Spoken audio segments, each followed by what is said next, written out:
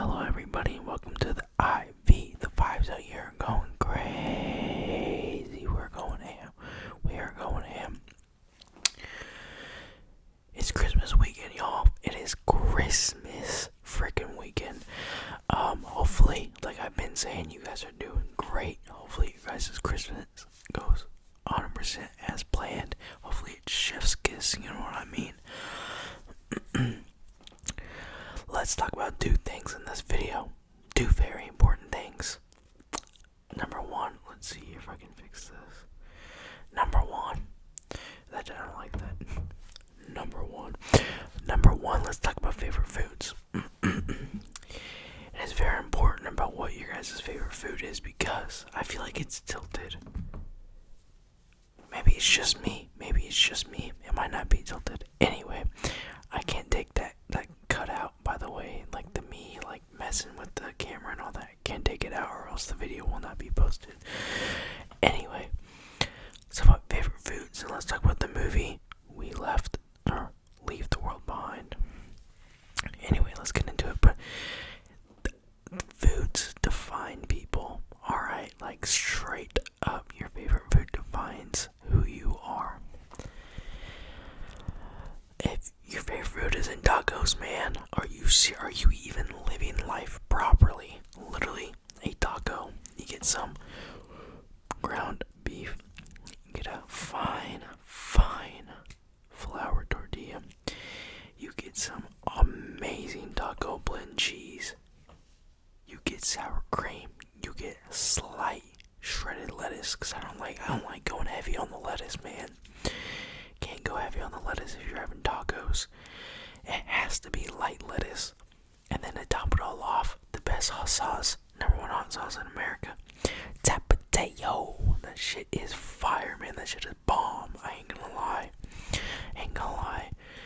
But my number two, man, I'm gonna sit here and think about it.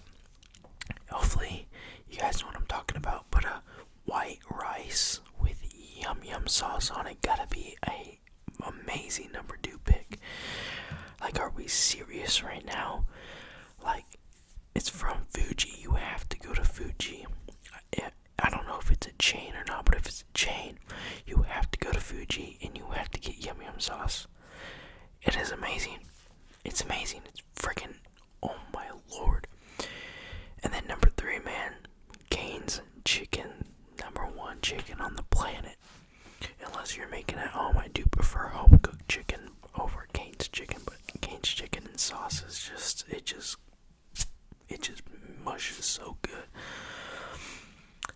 But man, if you don't like Mexican food, what are you doing? Hey, listen. If you don't like Mexican food but you like Chinese food, that works out. It evens each other out because Chinese food is one of the best things on this earth, man. Whoever came up with General Tso's and or is it Tao? Whatever it is. Teriyaki chicken. They're like sweet smoked barbecue chicken on the cob thing, and then you got like sesame chicken. Amazing flavors. I think it's the person whoever created those flavors, man, they need a raise.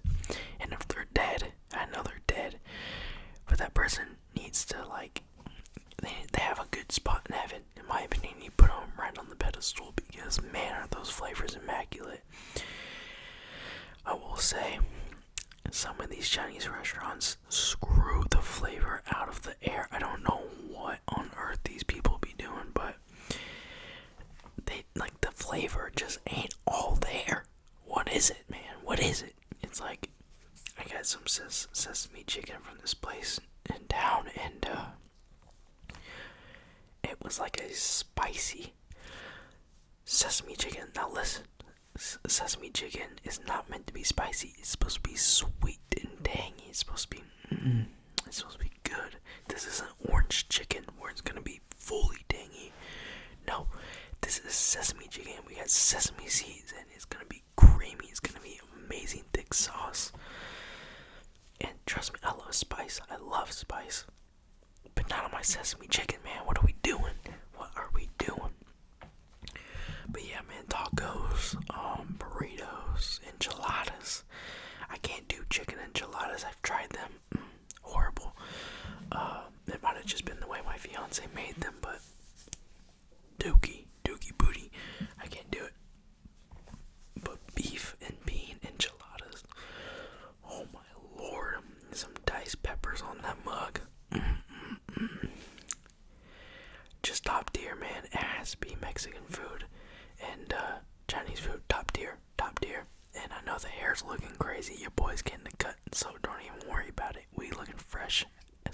here soon.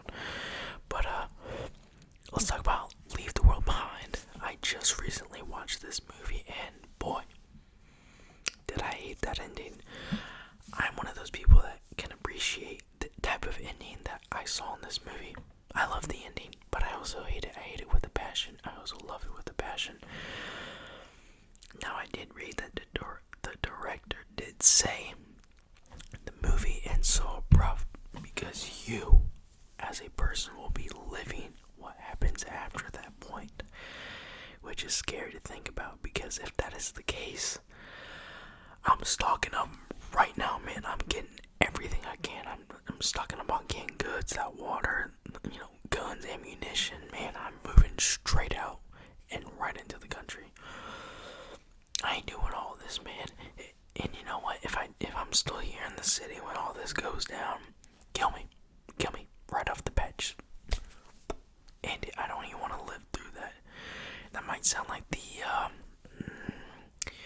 mediocre response, or like the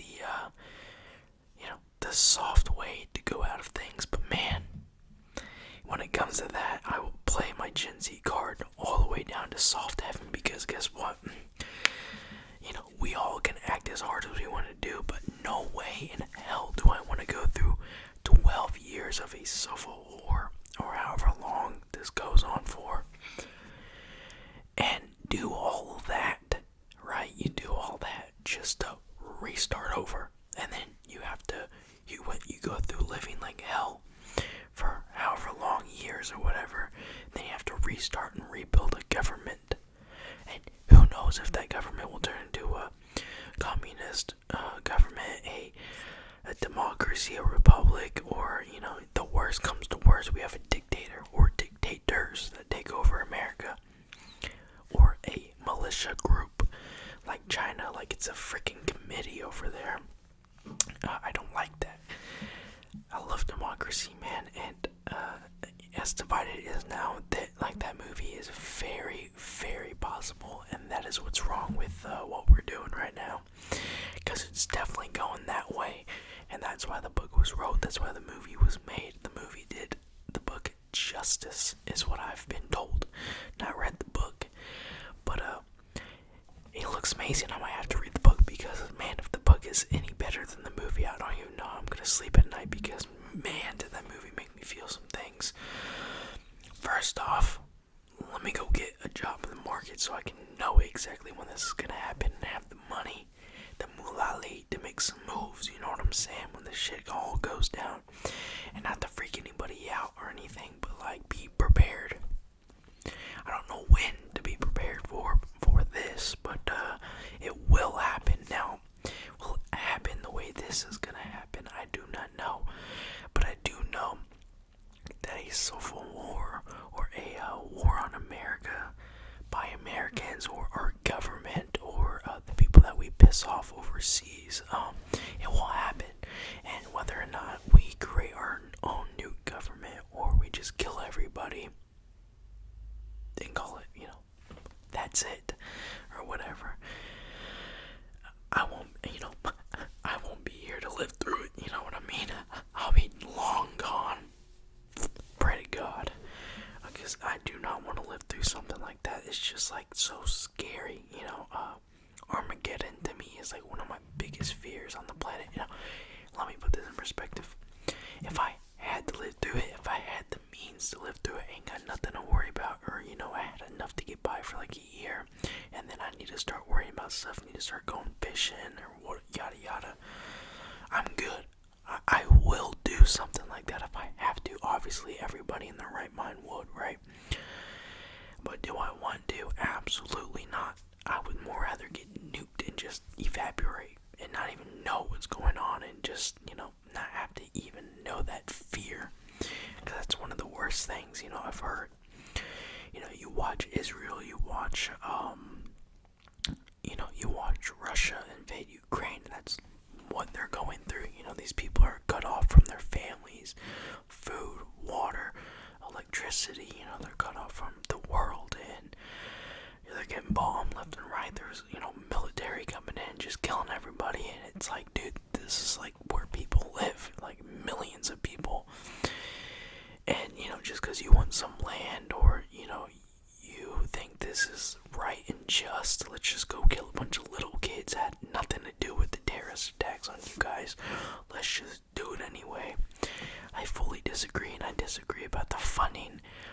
overseas. It's not our war to fight.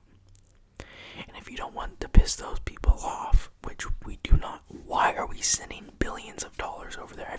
Do you guys even understand what $1 billion is? And we're sending 300 of those mugs over.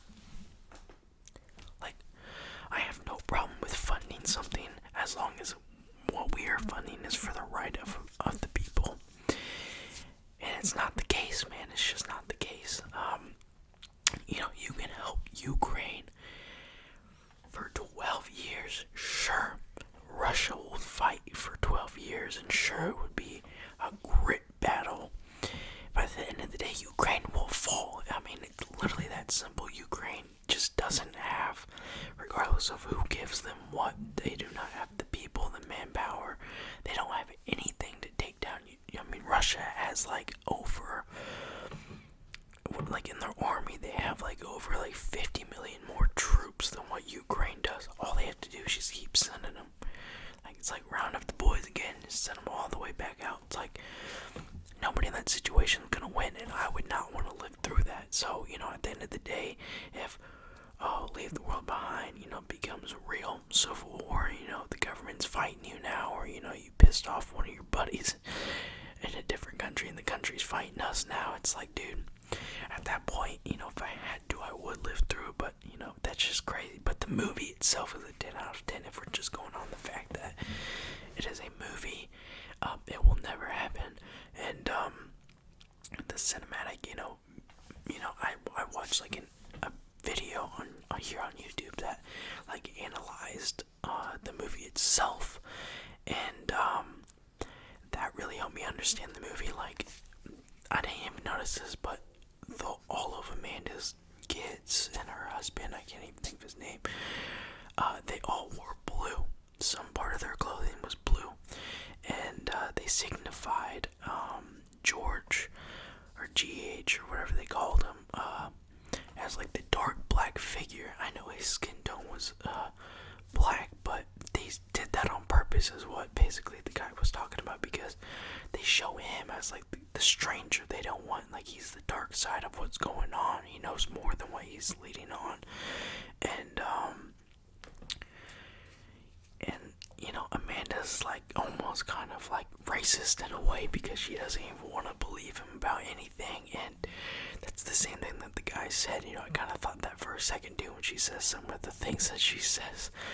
And same with them, they're kind of both racist to each other, because his daughter said, you can't trust them white people, and Amanda's over here not trusting the black guy.